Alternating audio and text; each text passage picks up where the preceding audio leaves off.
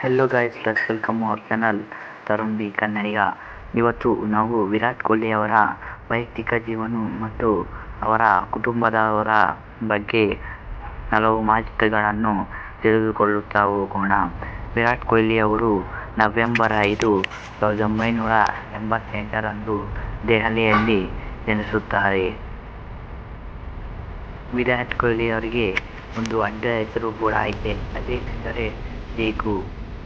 ಇವರ ಪೂರ್ಣ ಹೆಸರು ವಿರಾಟ್ ಕೊಹ್ಲಿ. ಇವರ ತಂದೆಯ ಹೆಸರು ಪ್ರೇಮ್ ಕೊಹ್ಲಿ. ಇವರ ತಾಯಿಯ ಹೆಸರು ಸರೋಜಾ ಕೊಹ್ಲಿ.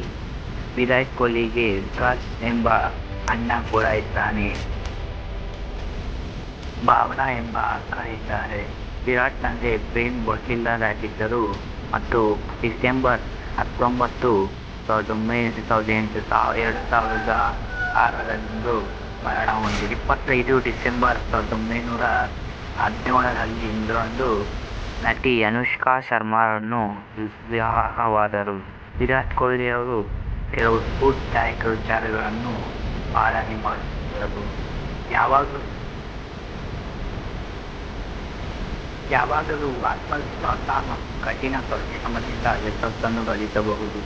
ಎರಡನೇದಾಗಿ, ಸ್ವಾರ್ಥಕ್ಕಾಗಿ ನನ್ನ ಬಗ್ಗೆ ನಾನು ಎಂದಿಗೂ ಯೋಚಿಸುವುದಿಲ್ಲ, ಯಾವಾಗಲೂ ತಂಡಕ್ಕಾಗಿ